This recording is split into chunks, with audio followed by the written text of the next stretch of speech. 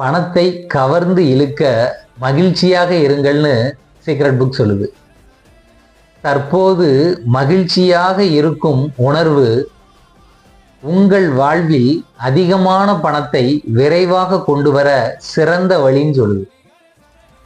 அதாவது நாம எப்பவுமே ஒண்ணு பற்றாக்குறை மேல கவனம் செலுத்துவோம், இல்ல கடன் இருக்குன்னு கவனம் செலுத்துவோம், இல்லைன்னா எதிர்காலத்தை நினைச்சு பயப்படுவோம், கவலைப்படுவோம், சோகமா இருப்போம். இந்த உணர்வுகள் கூடாது. எப்பவுமே மகிழ்ச்சிங்கிற உணர்வோடு இருக்கும்போது அதிகமான பண வரவு விரைவாகவும் வரும். அதுக்கான சிறந்த வழியும் இதுதான் சொல்லுது. ஸோ எப்பவுமே சந்தோஷமா இருக்க முதல்ல கத்துக்குவோம். அதாவது நாங்க சின்ன வயசுலயே பசங்க எல்லாரும் கையில காசே இல்லாட்டா கூட நாங்க எல்லாரும் என்ன சொல்லிக்குவோம் தெரியுமா? நம்ம கிட்ட நகைச்சுவைங்கிற உணர்வு இருக்குடா, அதை வச்சு மற்றவங்களை சந்தோஷப்படுத்தலாம் அப்படின்னு சொல்லிட்டு எப்பவும் சிரிச்சுட்டே தான் இருப்போம். ஒரு நாள் நாங்க கவலைப்பட்டதே கிடையாது. வாழ்க்கையில நம்ம கவலைப்படுறதுனால ஒன்றும் சாதிக்க போறது இல்லை. அதனால எப்பவுமே சந்தோஷமா இருக்கணும். என்ன நேர்ந்தாலும் மகிழ்ந்திருங்கள் அப்படின்னு தான் வேதங்கள் சொல்லுது. எது நடந்தாலும் மகிழ்ச்சியா இருக்கணும். ஸோ நம்மளோட உணர்வுல முக்கியமான உணர்வு மகிழ்ச்சிங்கிற உணர்வு. அந்த உணர்வை நாம வளர்த்துக்கணும்.